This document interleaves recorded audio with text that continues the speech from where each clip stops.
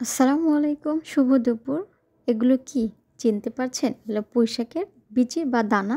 এখানে বেগুন কেটে নিয়েছি। আজকে পুঁইশাকের দানা দিয়ে এটা ভাজি করলেও খুব মজা লাগে। কটকট, কটকট শব্দ করে আমার ভীষণ পছন্দ। এখানে পেঁয়াজ আর রসুন ভেজে নিচ্ছি। চ্যাপা শুটকি নিয়েছি। আর এই পুঁইশাকের বিচিগুলো দিয়ে আজকে শুটকি দিয়ে বেগুন দিয়ে একটা সেই অসাধারণ একটা রেসিপি হবে। আমার তো ভীষণ প্রিয়। আপনাদের কার কার এরকম পছন্দ অবশ্যই বলে যাবেন। লবণ দিয়ে দিলাম।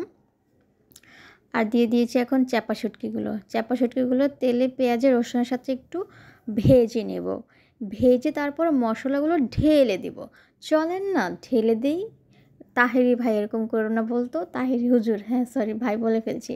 দিয়ে দিলাম একটু হলুদের গুঁড়া, তারপরে দিয়ে দিয়েছি মরিচের গুঁড়া, একটু ধনিয়ার গুঁড়া দিয়ে দেবো। আমরা প্রায় তরকারিতে দেখেছেন আমরা ধনিয়ার গুঁড়াটা খাই। এখন কষানো হয়ে গেছে, এখন বেগুন আর সেই পুঁইশাকের বিচিগুলো দিয়ে দিচ্ছি। এগুলো অনেক সময় লাল লালগুলো যেগুলো হয় না, ওগুলো বেশি সুন্দর লাগে দেখতে। আর এগুলো যখন ভাজি করে কটকট কটকট শব্দ হয়, চাপাইলে ভাতের সাথে অসম্ভব মজা লাগে। সুন্দর করে কষিয়ে নিচ্ছি। কালারটা দেখেন এত সুন্দর লাগছে। উপর থেকে একটু কাঁচামরিচও দিয়ে দিলাম ঝালের জন্য। কষাবো একটু, কষানোর জন্য এটা নিচে বেগুন দিয়েছি, তো বেগুন আলু আর হচ্ছে পুঁইশাকের বিচি, তো একটু পানি ছাড়ছে বেগুন থেকে। কিছুক্ষণ কষিয়ে রান্না করব, অনেকক্ষণ কষাবো। যত কষাবেন তত মজা হবে। যে কষাইছি লাগায় একদম লেগে লেগে যেতেছে কড়াইতে। তো এই পর্যায়ে আবার একটু পানি দিয়ে দিব। এই পানি দিয়ে একদম ভাজা ভাজা শুকনো শুকনো করে ফেলবো, আর কোনো পানি দিব না। পানি দিয়ে দিয়েছি আমরা। আর এই সাইডে আজকে মাছ ভুনা করব, বিভিন্ন ধরনের ছোটো মাছ, ওগুলোকে ভুনা করব। পেঁয়াজ বেটে নিয়েছি আমরা। ছোটো মাছ বেশিরভাগ তরকারিতে পেঁয়াজ বাটা দেওয়ার চেষ্টা করি, তাহলে তরকারিটা ঘন হয়। তেল দিয়ে দিয়েছি। এখন কিছুক্ষণ পেঁয়াজটাকে লাল লাল করে ভেজে নেব। এই যে মাছগুলো দেখেন কি সুন্দর ফ্রেশ মাছ, ট্যাংরা মাছ, খলসা মাছ। আমরা মানুষ অত না, এই জন্য বলবেন যে এতটুকু মাছে হয়ে যাবে।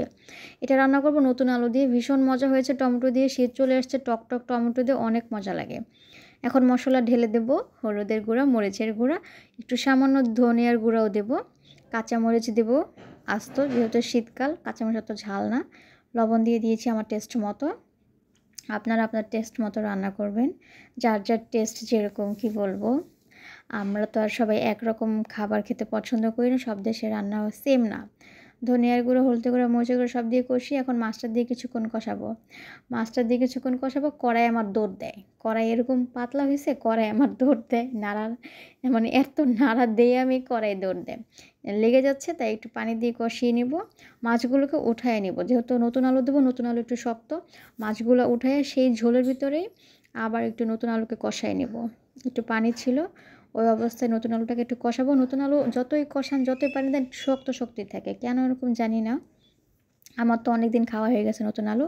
আর এদিকে আমার শুটকির তরকারিটা দেখেন, মরিচের কালারটা ভালো না, যার কারণে কালো কালো হয়ে গেছে, নাহলে কালারটা অনেক সুন্দর আসতো। এখন মাছেও ঝোল দিয়ে দিয়েছি, বলক উঠে গেছে পানি। মাছগুলো সুন্দর করে দিয়ে দিব। তারপর তো টমেটো দেবো উপর থেকে। টমেটো তো শীতকালে আমার ভীষণ পছন্দ, টক টমেটোটা বেশি ভালো লাগে, কাঁচা দেশি যেটা।